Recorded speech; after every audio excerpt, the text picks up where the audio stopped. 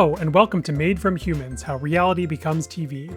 I'm your host, Andy Dennert, the creator of Reality Blurred, and a writer who believes in the power of true stories. Every week I'll take you behind the scenes of reality TV and my writing about it. On this week's episode, we've rolled right into a new season of Below Deck Med, one I was dreading, but it's actually refreshing for the franchise and reality TV. Plus, what Love Island USA and Survivor have in common, recommendations, and life advice from reality TV, this time from Captain Sandy.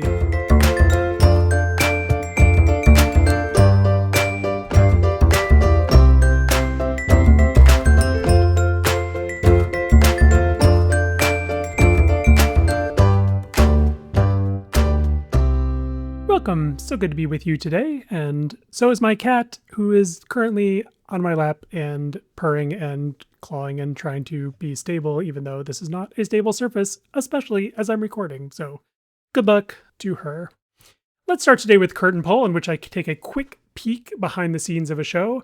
It is Love Island USA season, meaning that almost every night of the week we're getting a new episode of hot dummies tonguing each other's faces, which is basically all the show is now, apparently, at least based on the first couple episodes. I wrote a little piece about that just because I think the kissing is getting even grosser somehow. Maybe it's the sound design, maybe it's just that they force them to kiss repeatedly during that first episode. The fun fact I have for you about the production is that Love Island USA's resort, where it's filming in Fiji, is in fact the same one used for Survivor's Ponderosa.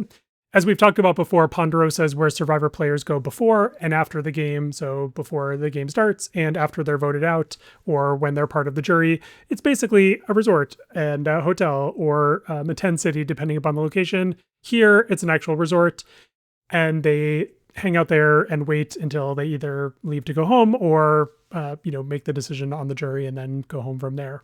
This resort that Love Island USA is at is virtually unrecognizable because of the incredible production design that surrounds it.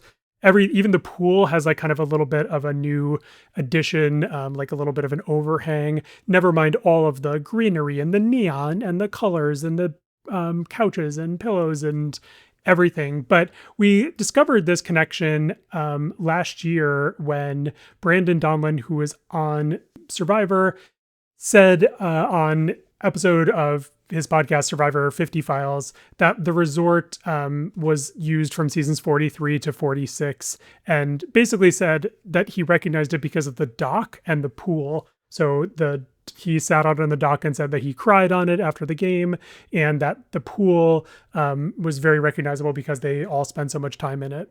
Survivor moved its Ponderosa elsewhere, so it's no longer using the same place, which seems to be Love Island's semi-permanent, if not permanent home, kind of like Survivor itself is in Fiji permanently. And this is on the main island of Fiji, and Survivor's islands are offshore. So now the Survivor Ponderosa location is different as well, but kind of fun that all these shows are filming in the same location and that they actually shared space at one point, although not at the exact same time. So I guess they just used the same space, not shared it. Speaking of stumbling over my words, we're going on to I Was Wrong, in which I explore how a reality TV show surprised me or proved me wrong somehow. I love to be certain. I love to argue. I love to debate. And I also, believe it or not, actually like to be proven wrong, to have something turn out to be differently than I predicted, to have something, to learn something new that changes my mind about something.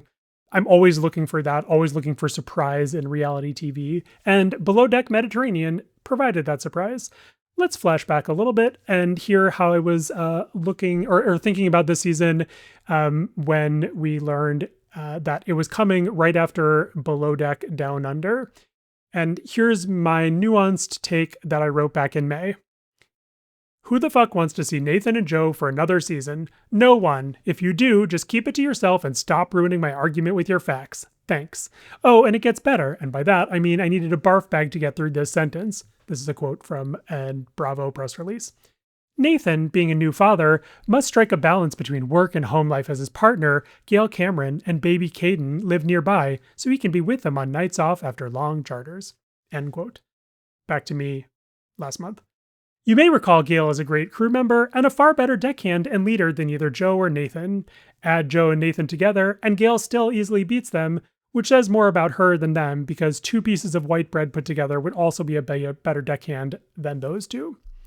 So yeah, I didn't love them coming back. I generally like new crew members on Below Deck. I like seeing some of the stews come back, especially when they come back as Chief Stew or recurring Chief Stews.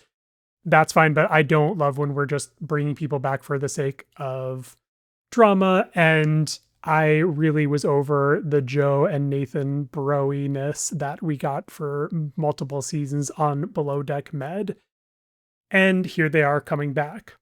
However, and then I wrote at the end of my recap, or the end of the season for Below Deck Down Under, in my final recap, I wrote at the very end, that Below Deck Med was bringing back Joe and Nathan. Ugh. So check in with me in 2 weeks when I'm longing for this crew. Surprise, I'm actually not. I didn't like the Below Deck Down Under crew as much as I love this new crew. A+ job of casting, Below Deck Med, production, and bravo. I say that because they brought in plenty of new people who are great and interesting, and there's some fun conflicts, like in the stew department.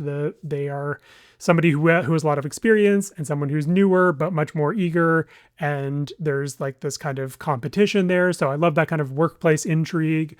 And then on deck, we have Nathan as the bosun, Joe as one of the deckhands, and then two other deckhands who are both relatively new to this. One of them, I'm pretty sure, has had basically no experience on boats. He said he's had like a month of experience, and the photo of him seems to suggest that he rode on a boat once. Not that that's a surprise on Below Deck, but those two people, Cooper and Luke, are these amazing, huge, bulky men who tower over Nathan and Joe, which is just like great physical comedy to begin with. But the fact that Nathan and Joe are so insecure in general about their jobs, about their love lives, about themselves, that makes the fact that they've just put these two big, hulky specimens of men, I don't even know what I'm saying here, right next to them is just delightful. And so far, Cooper has turned out to be extremely charming. Like, he's the kind of guy who FaceTimes his grandmother and then lets her say hi to all these bikini-clad charter guests who've been swooning over how sweet and kind he is to them. So just a really sweet guy, and also actually a hard worker so far. That may change. We're only 2 episodes into the season, so maybe my opinion will change too. But I love Nathan and Joe on this season, and the reason I do is because they're not friends, they're fighting. It turns out that they haven't actually spoken since the previous season filmed. Now, Below Deck films way ahead of time, so this season that we're watching right now, Below Deck Med Season 11, filmed back in August and I think September of 2025, and the previous season was about a year earlier, so there's real big gaps in time between seasons and then between when we actually get to see them. But the fact that they haven't spoken and the fact that they're really annoyed with each other changes the dynamic and makes it amazing. I love Below Deck for the fact that these are people working a job and then also living with each other. So it's basically like real world. The production is designed to obviously push them in this job because they have these tight turnarounds, demanding guests, tight living quarters. It's very stressful, and it's real work that they're doing. Even if the, charter guests are people who are paying to be on board to get Bravo attention and screen time, they're still having to do everything from cleaning toilets to, docking the boat all the time, putting out swim platforms and toys. And it's a lot of labor. So we get to see how they do that, and especially get to see the dynamics between people on teams, how leaders control their teams, how they motivate, train, or do the opposite. Nathan is the bosun this season, and he is terrible. As I mentioned in that quote, or in that piece that I read from you earlier that I wrote, he just is not good at leading anyone. He seems to constantly be thinking that everyone is out to get him or that he's going to be undermined, and he does, and then that ends up making him seem easily undermined. And he also just is kind of bad at communication. in the first episode this season, he was calling out distances to Captain Sandy as they pulled into a marina, and she crashed the boat into the dock. Now, this was Captain Sandy's first ever crash in her entire career. It did not smash the boat and destroy it forever. There was basically a crack in the fiberglass, but it was really great and just a, a fun moment to show us how bad Nathan is at this job. And then, of course, Joe comes in and says he would have done it better, because of course he would. And I don't believe either of them, but I love the fact that they are kind of sparring in this way. So one of the reasons why I like this, and the kind of bigger picture issue, is that we have basically men being emotional and petty with each other. Obviously, women being emotional and petty with each other has been the stuff of television and film and pop culture for decades upon decades, and is so cliche at this point that even on reality TV shows, it feels sometimes more like people performing the roles they're expected to be doing and be in than actually like necessarily responding organically. And we definitely see emotional men. I mean, look at the challenge where men would get drunk and punch each other in the head until someone got a concussion or had to go home, or both, or rehab. So I'm not pretending that there wasn't that there's not a, emotion from men on reality TV, but seeing this particular brand of kind of sniping and jealousy and annoyance is really refreshing. And it's also couldn't happen to two worse people. What's funny about it too is that Nathan said that he hasn't spoken to Joe because, and this is a quote, the way he, Joe, was treating women was fucked. And Nathan is referring to the previous season of Below Deck Med, where Joe basically got all close physically and emotionally to someone who was coming up on the 1-year anniversary of her partner's death. And then Joe, the second he had a chance to hook up with someone else, did that and basically betrayed the first person, and then threw up his hands like, it's not my fault. Like, I didn't say any, he's just a total fuckboy who pretends that he's not and always makes it the woman's fault. And again, on these shows, we tend to see the editors and or the cast members focusing on that kind of like woman on woman drama. Granted, I don't think that was entirely the case during this season of Below Deck Med. Like, Joe certainly did not come off well. He was not well received by a lot of the fandom, I don't think, for his behavior. So I'm really on Nathan's side about this, except for the fact that the way Nathan treated women was not great either. Most recently, during the last season, season 10 of Below Deck Med, the previous season, season 9, he had been flirty and connecting with another deckhand named Gail, who obviously has a child with now. And then apparently after that season, he ghosted her and kind of left that behind. And then he was like texting her once in a while on season 10. And then the producers brought Gail back for like one night because, of course, they did, to try to stoke a little bit of drama there. It's like as if Gail was just available and the only deckhand in the world available to come and fill in for somebody else. Anyway, they brought her back. They kind of reconnected. And then after the charter season, apparently went out and traveled for a few weeks and got pregnant during that time. Like, it happened so fast, they didn't have a chance to buy condoms. So now they have a kid. And now Gail is living with that kid instead of being on the boat. I don't know the stage of the baby's like breastfeeding, or if she is breastfeeding, or all of those things I don't know about, but I kind of would love to see Nathan taking care of the baby and Gail on board. Though also I don't trust Nathan with a boat, so I definitely don't trust him with a baby. So maybe this is the correct configuration. But now that we have Nathan on board and sort of fighting and feuding with Joe, it is just the perfect kind of below deck drama for me. No one's really, getting hurt in any kind of significant way over this. It's just petty.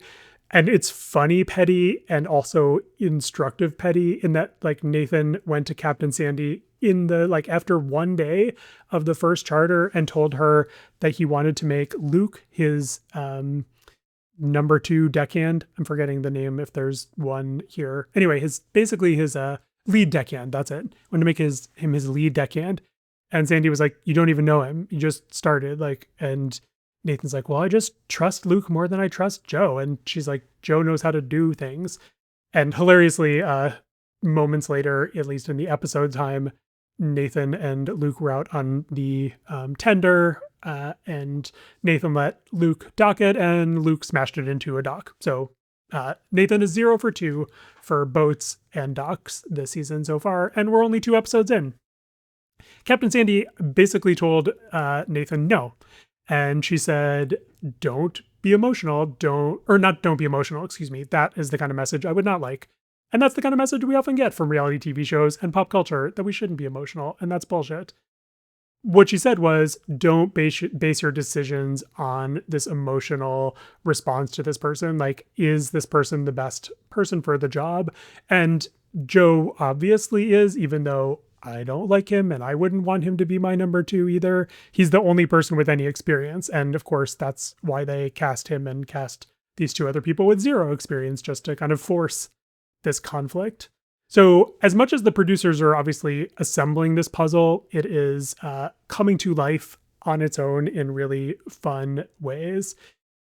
The one more piece I'll add of this in terms of like kind of things that are unexpected from men on reality TV shows.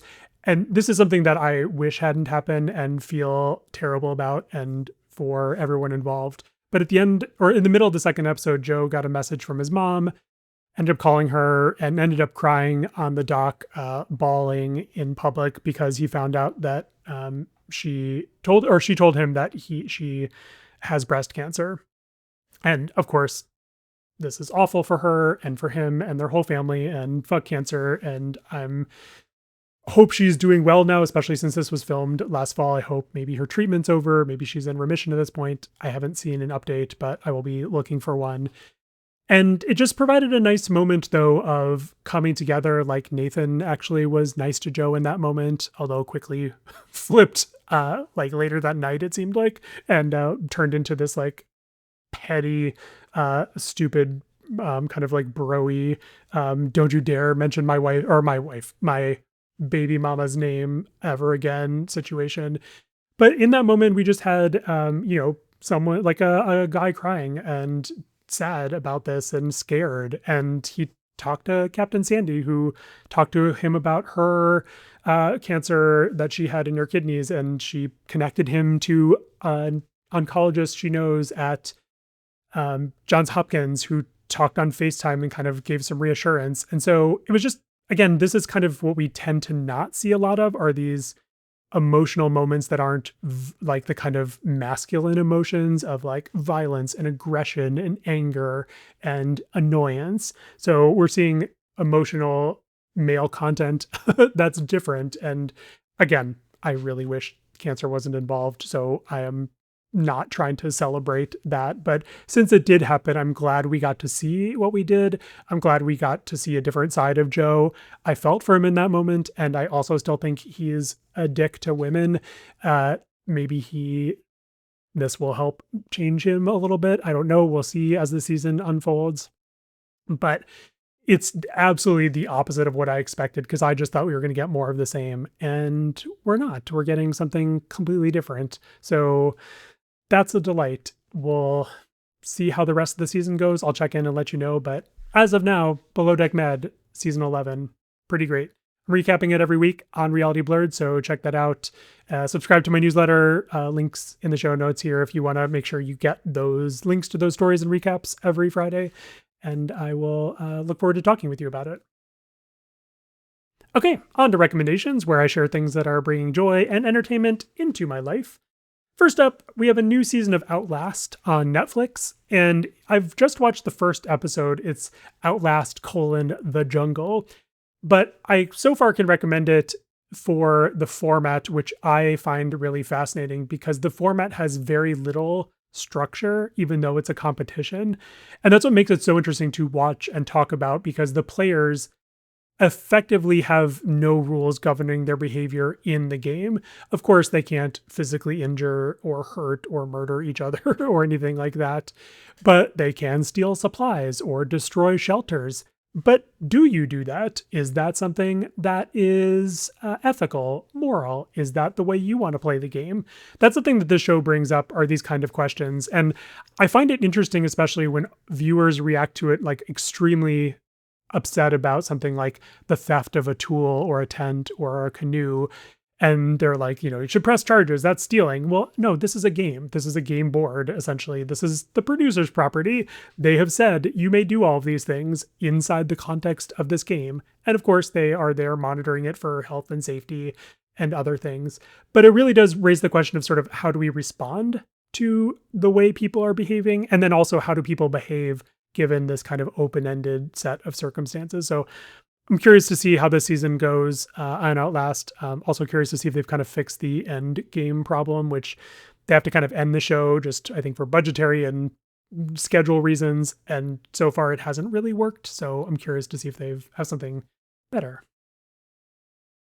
Next up is something for summer. If you're going to the beach or the pool or sitting in the air conditioning, I don't know, your life, you can do whatever you want. But if you're looking for a book, I will recommend to you Stephen Fishbach's book, Escape. I talked about it earlier this year. We had Stephen as a guest on a Reality Blurred event where Reality Blurred readers and community members talked to Stephen, asked questions about the book, about his Survivor experience. He basically wrote a book about a Survivor/Outlast style show being filmed, and it goes between multiple points of view. And so there's a lot of kind of fun behind the scenes stuff, a lot of kind of fun what it's like to be in a contestant's head. It's purely fiction, and let's just say things spiral in a way that makes it clearly fiction, but also probably a great summer read. So if you haven't read Escape yet, check it out from your library or get it at bookshop.org. I will leave a link in the show notes for that. And then finally, I'm going to recommend checking out the Television Critics Association Award nominees, or the TCA Award nominees. I, of course, am the current president. I say, of course, as if you know. I am the current president of the Television Critics Association, and more importantly, I am a member. So that means that I voted for nominations, and I also will vote for a winner in these categories. I say that just as a disclaimer and a, conflict of interest disclosure. At the same time, as despite my role on the board of directors, I do not have anything other than one vote to make decisions with. So the nominees that we have selected for unscripted reality TV show and 2 in the international category are shows that I may or may not have nominated, and that other members of the Television Critics Association also nominated. And that's why they got enough votes to be nominated. So I'm excited for this list. I will read them briefly and then link it in the show notes. But our outstanding reality TV program, or our outstanding reality program category, is Couples Therapy, which won in 2021. Finding Mr. Christmas on Hallmark, which, by the way, has been canceled after its 2nd season, which is really shitty. And I hope Hallmark sees this nomination and changes its mind and brings the show back. The Great British Baking Show on Netflix, Love on the Spectrum on Netflix, RuPaul's Drag Race on MTV, which of course won in 2014. I'm saying of course a lot, like, of course you know this. Sorry about that weird repetition today. Survivor, CBS, Top Chef, Bravo, and The Traitors on Peacock. It's a great list. I don't know if I would put Top Chef on there or The Traitors season 4. I like them both as shows. I don't necessarily love those seasons.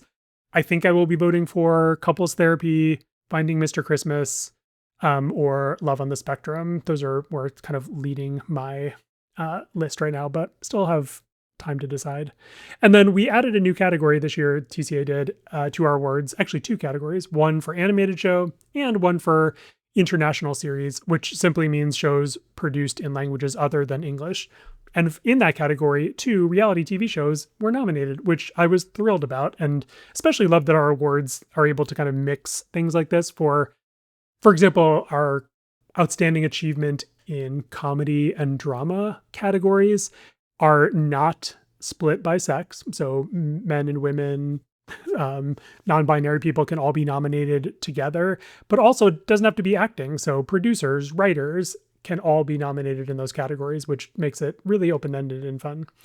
Anyway, our new international series category, we nominated The Boyfriend and season 2 and Crime Scene Zero season 5, both of which came to us via Netflix. So excited to see what happens there. We'll probably be voting for one of those two shows in the international category, simply because I love them both so much, but haven't decided which one yet. So check those out, maybe give them a watch. Okay, that's everything for today. Thank you so much for listening. Feel free to send me your feedback, questions, and thoughts. And if you're in a 5-star mood, hit pause right now, tap those stars in your podcast app, and then unpause and listen to me say the rest of the sentence, which is that your ratings and reviews really do help me out, and so I appreciate anything you can do. Our theme song is Cheery Monday by Kevin MacLeod, and this episode is by me, Andy Dennert, and it's copyright 2026 by Reality Blurred LLC, which is also me. You can find me at realityblurred.com and andydennert.com. I'll leave you today with life advice from reality TV, this time from Captain Sandy, telling her bosun, Nathan, something obvious, and telling all of us something useful. Don't let your personal feelings get in the way with your judgment.